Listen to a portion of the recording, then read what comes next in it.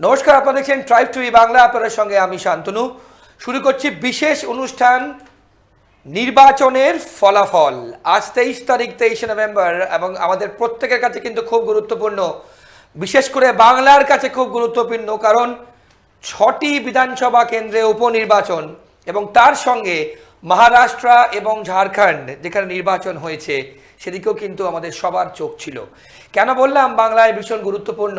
উপনির্বাচন কিন্তু খুব একটা গুরুত্বপূর্ণ হয় না, জেনারেলি শাসক যে থাকে তার ফেভারেই জেনারেলি রেজাল্ট যায়।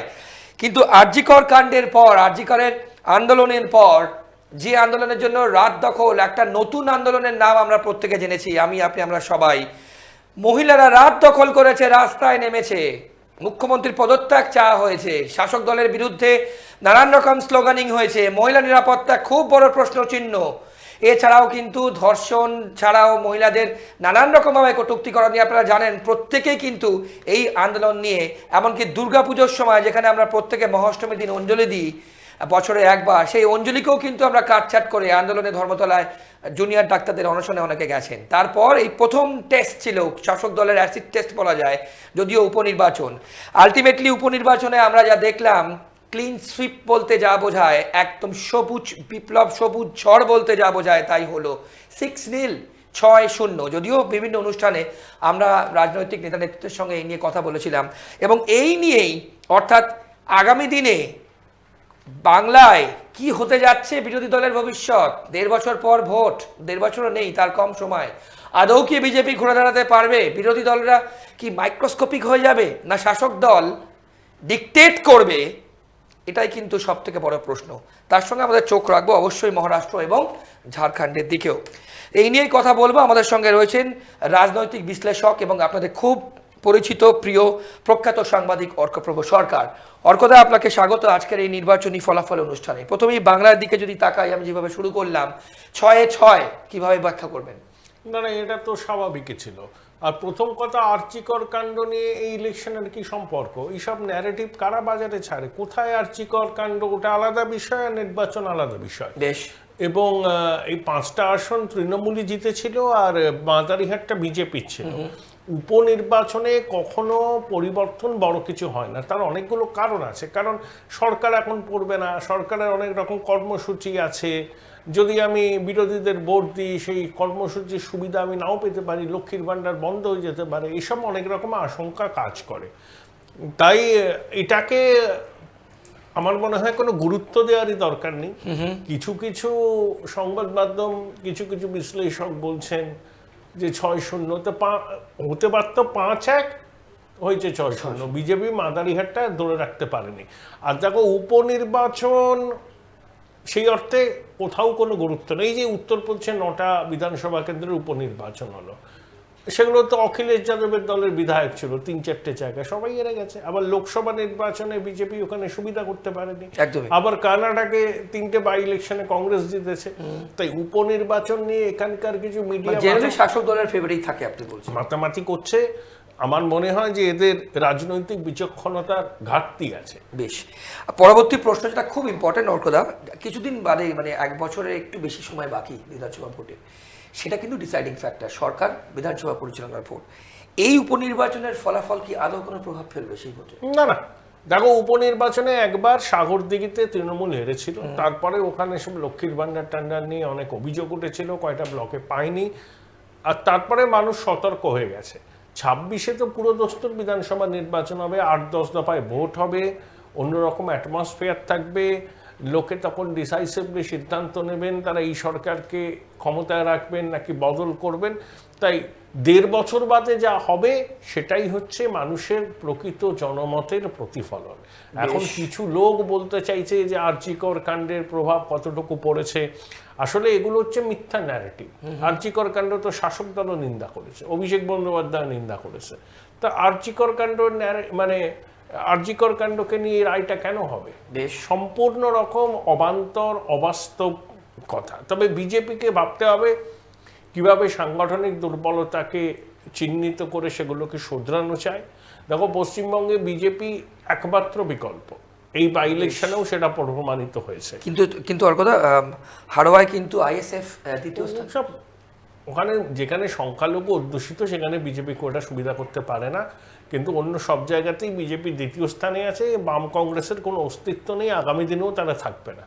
তাহলে বিজেপির পক্ষে মানুষের সমর্থন আছে, তৃণমূলের পক্ষেও আছে। বাইপোলার রাজনীতি, ক্ষমতায় আসতে গেলে যে ক্রিটিক্যাল মাসটা দরকার সেটা বিজেপিকে জোগাড় করতে হবে, সাংগঠনিক দুর্বলতাকে ঘোচাতে হবে এবং নেতাদের নিজেদের মধ্যে সম্পর্ককে মজবুত করতে হবে। দায় ঠেলাঠালি করলে চলবে না। এবং এই নির্বাচনে তৃণমূল যে জিতেছে তার পিছনে লক্ষ্মীর ভাণ্ডারের ভূমিকা তো আছেই, তাই বিজেপিকে লক্ষ্মীর ভাণ্ডারকে চ্যালেঞ্জ করতে গেলে ওই রকম একটা কিছু কর্মসূচি নিয়ে আসতে হবে। ওরা বলে অন্নপূর্ণা ভাণ্ডার, কিন্তু সেটা বিশ্বাসযোগ্যভাবে নিয়ে আসতে হবে। কত টাকা তারা দেবে, মানে লক্ষ্মীর ভাণ্ডারের কাউন্টার করতে হবে। হ্যাঁ, সে করতেই হবে। সেটা বিজেপি করছে, কিন্তু খুব জোরালোভাবে করতে হবে। তারা যখন বিধানসভা নির্বাচনকে ম্যানিফেস্টো প্রকাশ করবে তখন আমার মতে 1 নম্বরে রাখতে হবে যে আমরা ক্ষমতায় আসলে এত টাকা করে দেব। তাহলে এইটা কাজে লাগতে পারে। আচ্ছা, হ্যাঁ, বেশ। আর সাংগঠনিক, দেখো সাংগঠনিক দুর্বলতা তৃণমূলেরও একসময় ছিল ক্ষমতায় আসার আগে। বিজেপি তো তার তুলনায় অনেক ভালো জায়গায় আছে। তৃণমূলের সাংগঠনিক দক্ষতা ক্ষমতা বেড়েছে ওরা ক্ষমতায় আসার পর, তার আগে তো ছিল না। মানুষ পপুলার ভোটে 2011 তারা আসে। তা বিজেপি 2016 সালে মাত্র 3টে আসন পেয়েছিল, 2021-এ 77টা আসন পেল। তা পরের নির্বাচন তো 2026। রাতারাতি তো কিছু হয় না, মানুষের সঙ্গে লেগে থাকতে হয়, মানুষকে বিকল্প কর্মসূচি দিতে হয় এবং সাংগঠনিক যে দুর্বলতা আছে সেই দুর্বলতা মেরামত করতে হয়। মাদারিহাট কিন্তু বিজেপির ছিল, সেখানে জন বার্লাকে নিয়ে কিন্তু যেখানে বাই ইলেকশন হবে সেখানেই বিরোধীরা হারবে, এটাই নিয়ম। কারণ মানুষের উৎসাহ থাকে না, যে কোনো মূল্যে শাসক জিততে চায়। পোলিং কিন্তু ওর কথা যথেষ্ট ভালোই হয়েছিল, যে পোলিং যখন হয়েছিল এই মানিকতলা কেন্দ্রে নাকি 60,000 ভোটে জিতেছে এই বাই ইলেকশনে। কোনোদিন কখনো স্বাভাবিকভাবে ওই মার্জিন হয় না, আমরা সব জানি। লক্ষাধিক ভোটের মার্জিন আছে আপনার হাড়োয়াতে। আমি তো বললাম তো, এবার যখন 2026-এ ভোট হবে তখন দেখবে এই সমস্ত অনেক জায়গায় লিড কত কমে যায়, কত জায়গায় ফলাফলের ওলট পালট হয়। আমি তো বললাম যে বাই ইলেকশন নিয়ে রাজনৈতিক কর্মীদেরও আগ্রহ নেই, সাধারণ মানুষের কোনো আগ্রহ নেই।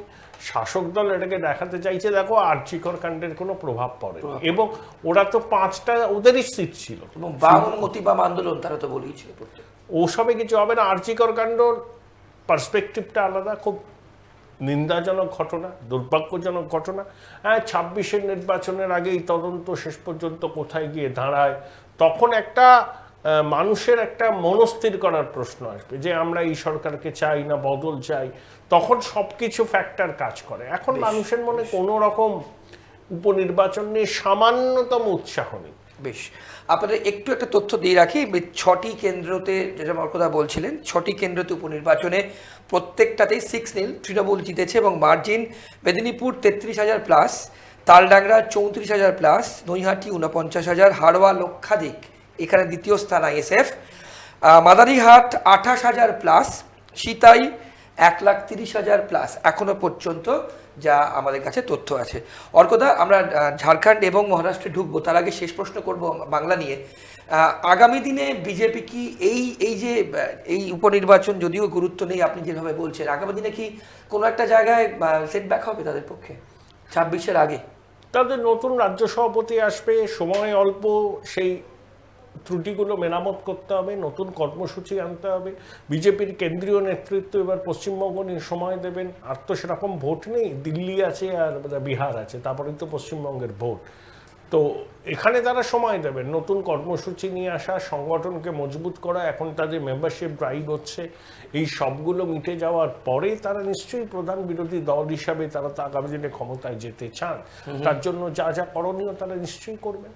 বেশ, আমরা এবার একটু যদি মহারাষ্ট্র এবং ঝাড়খণ্ডের দিকে যাই। আপনারা মহারাষ্ট্র ঝাড়খণ্ড কিন্তু আজকে রেজাল্ট বেরিয়েছে এবং মহারাষ্ট্রে কিন্তু এনডিএ মহায়ুতি জোট কিন্তু 220 প্লাস এখনো পর্যন্ত যা তথ্য আমাদের কাছে আছে। পাশাপাশি মহাবিকাশ আঘাড়ি অর্থাৎ ইন্ডি জোট কিন্তু 50 প্লাস। মহারাষ্ট্র কি প্রত্যাশিত ফলাফলের কথা? এরকম ল্যান্ডস্লাইড ভিক্টরি কেউ আশা করেননি এবং বিজেপি স্ট্রাইক রেট সেখানে 86% কাছাকাছি। অর্থাৎ শাসক জোট আর বিরোধী জোটের মধ্যে ভোটের শতাংশের বিচারে 6-7% আছে এখানে ওই লাড়কি বাহানা যোজনা নাকি একটা আছে, যেটা একনাথ সিন্ধে চালু করেছিলেন 5-6 মাস আগে, সেটাই গেম চেঞ্জার। এবং প্রতিশ্রুতি দিয়েছেন 2100 টাকা করে দেয়া হবে।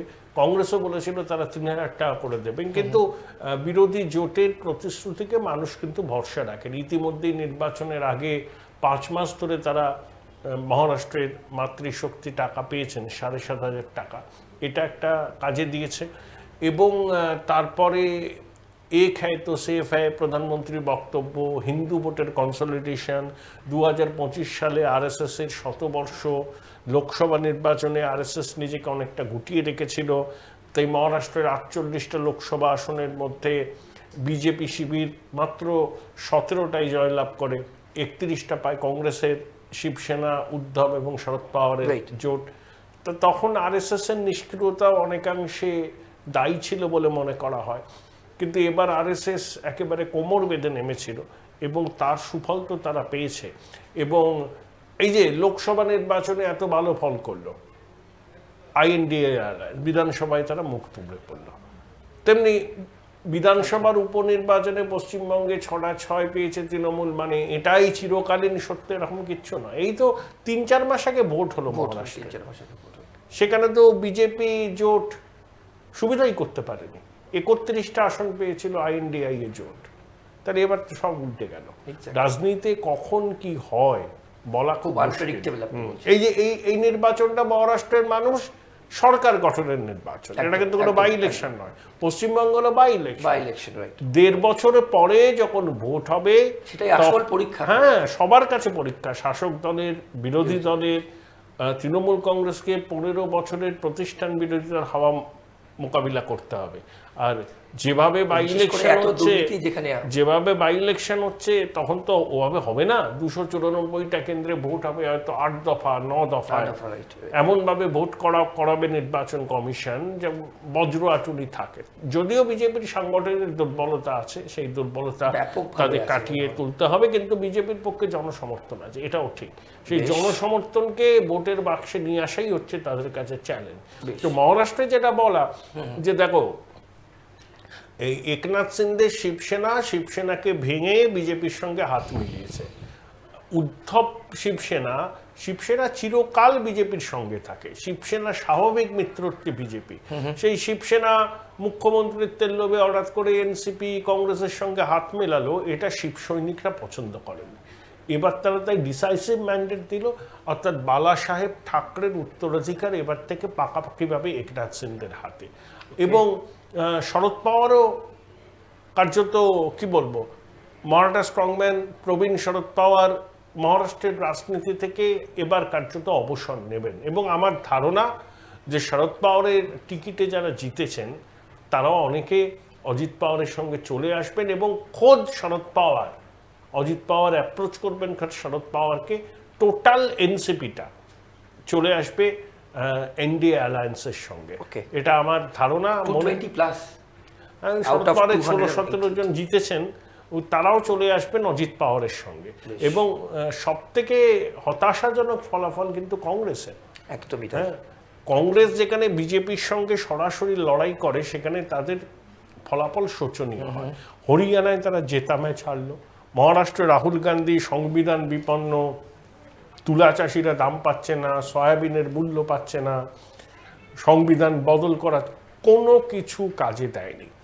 আসল কথা, রাহুল গান্ধীর ন্যারেটিভ মানুষ বিশ্বাস করে। এবং আমার তো মনে হয়, দেখো, কংগ্রেস 99টা আসন পেয়েছে লোকসভায় 2024-এ, 2014 সালে পেয়েছিল 44টা, 2019-এ পেয়েছে 52টা, আর 2024-এ পেল 99টা। এই তিনটে যোগ করলেও বিজেপি এবার এককভাবে 240টা পেয়েছে। আসবে না। তো কংগ্রেসের শিক্ষা নেওয়া হচ্ছে। এবং 25শে নভেম্বর সংসদের শীতকালীন অধিবেশন হবে। আমার মনে হয় অনেক কি বলবো আর কি, চাঙ্গা অবস্থায় কেন্দ্রের শাসক দল সংসদকে ফেস করবে। বেশ, চিফ মিনিস্টার মহারাষ্ট্রের কে হতে পারে? দেবেন্দ্র ফডনবিসই হবেন, এটা নিয়ে আর কোনো সংশয় নেই। বেশ, উনিই হবেন। বেশ, আমরা যদি ঝাড়খণ্ডের দিকে যাই, ঝাড়খণ্ডে আপনারা জানিয়ে রাখবো জেএমএম এবং কংগ্রেস 57, অর্কদা, বিজেপি 23 এখনো পর্যন্ত লাস্ট ট্রেন্ড আমাদের কাছে যা আছে। ইন্টারেস্টিং পার্ট, বিজেপি কিন্তু এনডিএ অর্থাৎ ঝাড়খণ্ডে 32% ভোট পেয়েছে, তা সত্ত্বেও তাদের আসন সংখ্যা কিন্তু 23। পাশাপাশি Hemant Soren present CM, JMM plus Congress জোট 57টা। বলুন, ওটা যখন ফাইনালি বেরোবে রেজাল্ট, এখনো কিছুটা সময় বাকি আছে, ওই 50-52 হবে, আর বিজেপি জোট হয়তো 27-28 হবে। প্রথম কথা, নন ট্রাইবাল এরিয়ায় বিজেপি ভালো ফল করেছে, ট্রাইবাল এরিয়ায় জেএমএম ভালো ফল করেছে। হেমন্ত সোরেনের জেল যাত্রাকে আদিবাসী মনন ভালোভাবে নেয়নি, তারা মনে করেছে বিজেপি প্রতিহিংসার রাজনীতি করেছে। এই দুটো মেনলি কাজে দিয়েছে। এবং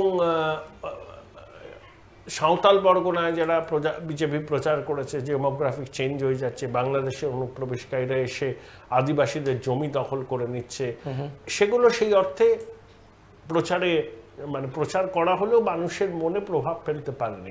আমার মনে হয় যে এই হেমন্ত সোরেনকে যেভাবে জেলে পাঠানো হয়েছিল, তারপর তিনি জামিন পেয়েছেন, তার বিরুদ্ধে কোনো কংক্রিট এভিডেন্স দাখিল করতে পারেনি, এইটা সিম্প্যাথিটা কাজ করেছে ঝাড়খণ্ড মুক্তি মোর্চার প্রতি। বিজেপির কাছে কি এটা এক্সপেক্টেড রেজাল্ট? না, এক্সপেক্টেড রেজাল্ট নয়, তারা ক্ষমতায় আসবে ভেবে রেখেছিল। তবে বিজেপি ওখানে ঝাড়খণ্ডে একটা বড় শক্তি, ওটা নিয়ে কোনো সন্দেহ নেই। অনেক নেতারা বাংলা থেকে ঝাড়খণ্ডে গেছিল ইলেকশন কভার করার জন্য।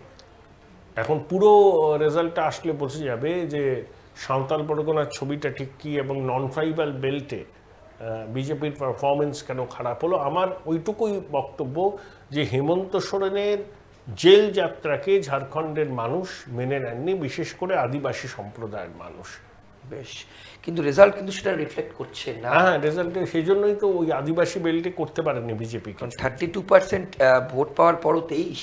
হ্যাঁ, পার্সেন্টেজ অফ ভোটের সঙ্গে এতে কিছু এসে যায় না, আসন সংখ্যার কোনো মিল থাকে না অনেক সময়। পুরো ফলাফল পরিষ্কার হলে পরে বোঝা যাবে যে কোথায় কোথায় কোন কোন ফ্যাক্টর কাজ করেছে জেএমএম কংগ্রেস জোটের পক্ষে আর বিজেপির বিপক্ষে। ওকে, অর্থাৎ আমরা যদি বাংলা আরেকবার আসি, বাংলায় কিন্তু আমরা দেখেছি বিশেষ করে মহিলারা উপনির্বাচন হলেও, যদিও সরকার থাকে কি না থাকে কোনো কিছু এসে যায় না, কিন্তু তাও আমরা দেখেছি ভোটের দিন কিন্তু বহু মহিলারা কিন্তু লাইন দিয়ে ভোট দিয়েছেন।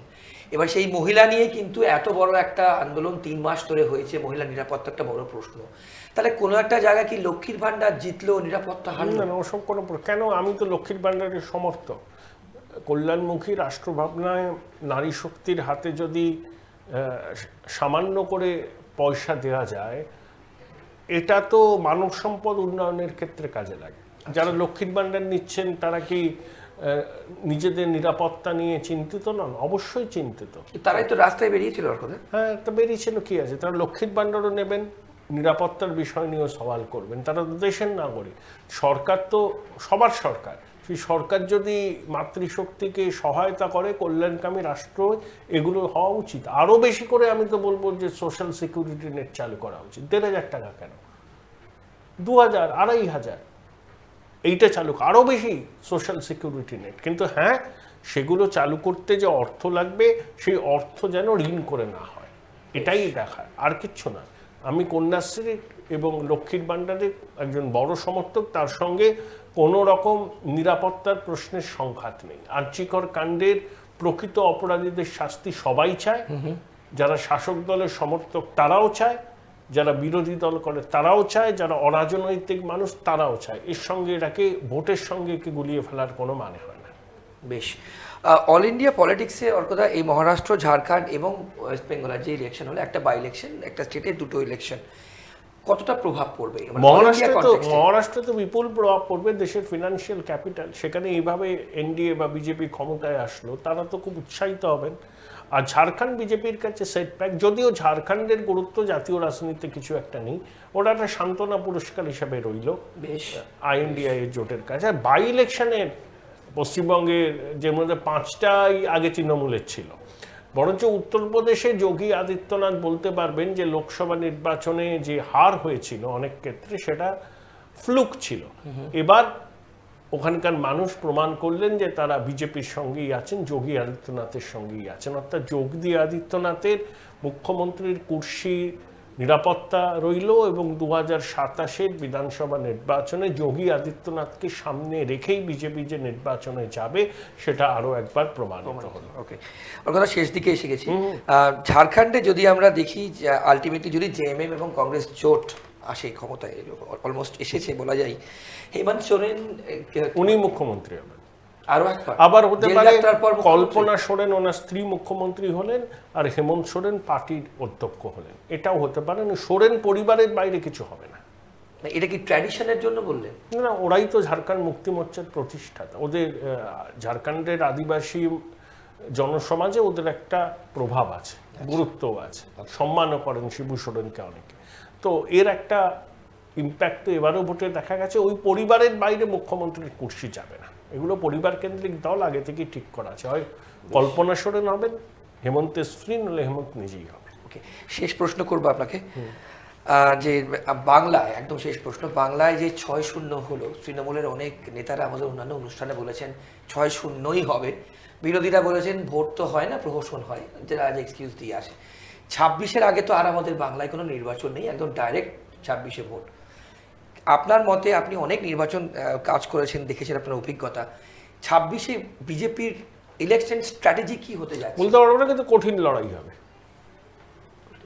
কঠিন লড়াই হবে, এইটুকু বলে দিতে পারি। এই বাই ইলেকশন নিয়ে তৃণমূলকে চ্যালেঞ্জ করতে পারবে বলছেন আপনি?